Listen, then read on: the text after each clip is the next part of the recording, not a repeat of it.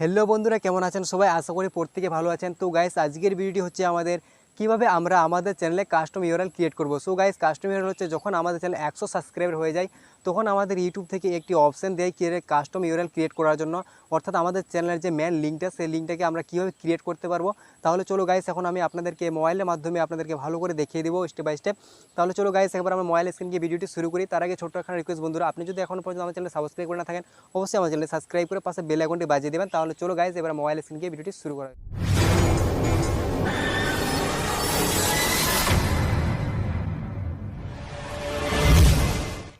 তো বন্ধুরা, এখানে আপনারা যে কোনো একটি ব্রাউজার সিলেক্ট করে নেবেন। তো আমি ক্রোম ব্রাউজার সিলেক্ট করে নিয়েছি। তো আমরা ডাইরেক্ট এখন ইউটিউবে চলে আসবো।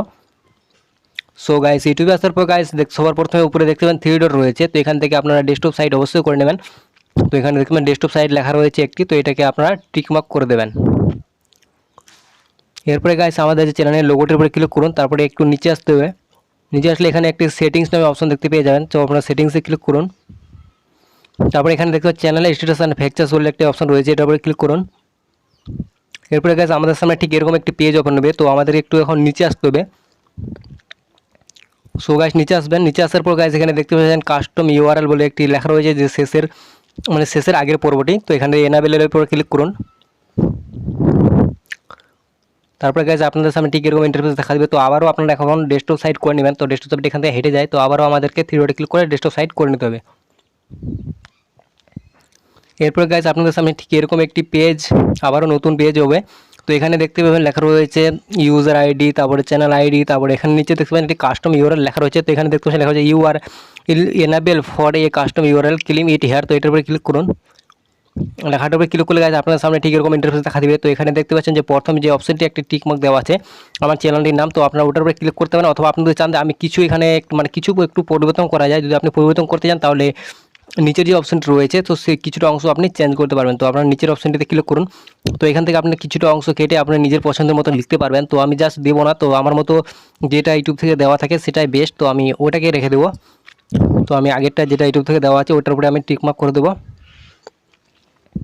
তো অবশ্যই আপনারা ইচ্ছা মতো যদি চেঞ্জ করতে চান তাহলে করতে পারেন। তারপর নিচে দেখতে পাচ্ছেন টিকমার্ক রয়েছে, এটাতে টিকমার্ক করে দিয়ে এরপরে কাছে এখানে দেখতে পাচ্ছেন টিকমার্ক করে দেওয়ার পর এখানে কনফার্ম চুজ লেখা রয়েছে। তো জাস্ট আপনারা এই লেখাটার উপরে ক্লিক করে দিন। তো লেখাটার উপরে ক্লিক করে দিলে গাইস এখানে দেখতে পাবেন আপনারা আবারও আমাদের কিন্তু সেই ইউটিউব স্টুডিওতে নিয়ে আসবে। তো আবার আমরা ব্যাকে আসবো। ব্যাকে আসার পর সেই চ্যানেল স্ট্যাটাস অ্যান্ড ফিচার্সের যেরকমভাবে দেখেছিলাম সেভাবে কিন্তু ওকে প্রচেষ্টা আমরা ওখানে আসবো। তো এখানে আমাদের ইউআরএলটা এনাবেল করছে কিন্তু, তো এখন আমি দেখিয়ে দিই, ঠিক আছে। তো এখানে দেখতে পাচ্ছেন কাস্টম ইউআরএল লেখা রয়েছে। তো এখানে দেখতে আমার চ্যানেলটির নাম লেখা রয়েছে, ঠিক আছে, ছোটো করে। তো আপনারা জাস্ট এই লেখাটার উপরে ক্লিক করুন। এই লেখাটার উপরে ক্লিক করলে গাইস আপনার ইউআরএলটি কিন্তু এখানে শো করবে। তো আমরা এখন দেখিয়ে নেব ইউআরএলটি।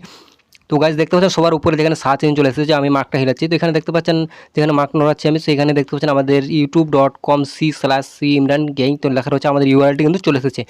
তো এটা হচ্ছে আমাদের চ্যানেলের মেন ইউআরএল। তো আমরা যে ইউআরএলটা কপি করে এটা চেপে রাখুন, তারপর এখানে দেখুন কপি অপশন চলে এসেছে। আপনারা খুব সহজে আমরা এভাবে আমাদের ইউআরএলটি কপি করে নিতে পারবো।